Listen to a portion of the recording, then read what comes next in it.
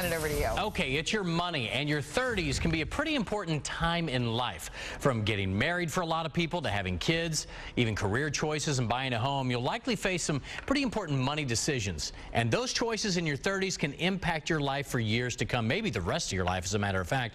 Financial expert Michelle Ogden joins us this morning with some money moves you need to make in your 30s. Always good to see you. Appreciate you coming in. All right, you have 7 tips. We'll go through these pretty quickly. I'll start with this one, though. You say save when you can. Yes. What do you mean by that? Because it's a whole lot easier to save a little bit over a long period of time than a whole lot toward the end. You find a lot of people think, oh, I'll drop $20,000 in down the road as opposed to doing $100 every month. And it doesn't happen. And you never get that 20, do you? Exactly. Okay, next up, create solid habits. What kind of habits are you talking about? Such as maxing out your IRA or planning for Christmas. It comes every year. So do those things along the way. So you get that all in place and you don't even think about the money when it goes away. Right. Okay, plan out your goals and priorities. In your practice, are you surprised still that people don't have financial goals? Yes, it's amazing. I actually think this is one of the most important because your decisions become very easy to make when you know what your goals are and what your priorities are. And it's easier to make those decisions. I know people who are young don't want to hear this, but it's easier to make those decisions in your 20s and 30s than later in life when you have responsibilities. Exactly. Additional responsibilities. Right.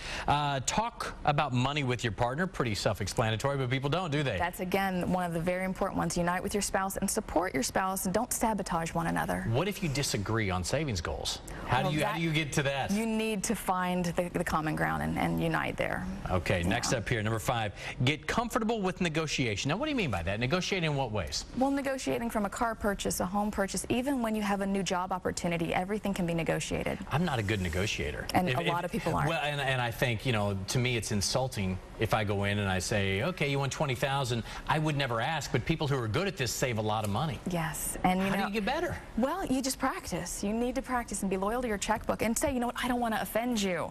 And I think it's worth that, but this is what I have to spend. That's why I like eBay. They don't know who I am. I can bid anything and they don't know who I am. Right. Next up, be a good role model for whom? For your children and for your family and for friends. I always say that people learn by what is caught, not what is taught. You can tell them what to do until you're blue in the face, but if you're not doing it yourself, it's going to fall on deaf ears. Yeah, if you're a parent, you say don't get into debt, and then they see you use a credit card and a new car. Right. Yeah, that can add up. Next up, shore up your cash reserves. We did the story, I think it was last week, Amy did the story of what, 30% of people have $1,000 or less saved for retirement. And it shows we're not good with cash, are we? No, and cash is king. And I think there's a lot of emphasis on the long term, but not the short term. And anybody that's had a job loss recently knows how important that cash reserves. I say 12 months of lockdown living expenses is important. So add up your expenses, house payment, mortgage, apartment, whatever it is, and have that much in cash. You know, people see $40,000, $50,000. That's a lot of cash to save. And it makes sense when you lose a job.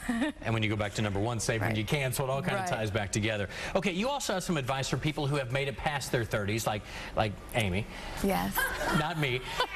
What do you do to catch up? Because a lot of people find themselves in that position. I mean, I still have student loans in my 40s. What do you do? 2 things. You need to start dreaming again and connect the things that you want in the future with today and give up the instant gratification, the silly spending of the now to get your goals in the future. And then the other thing is to track your spending and tell your money where to go and not watch where it went. You know, just track it. So like a Quicken program to Quicken, Mint.com, yes, absolutely. All right. Hey, what's your website in case people want to check it out? It's actually changed, thefinancialtherapist.com. The Financial Therapist. Wow. There's your therapy session. Michelle, always good to see you. Appreciate it.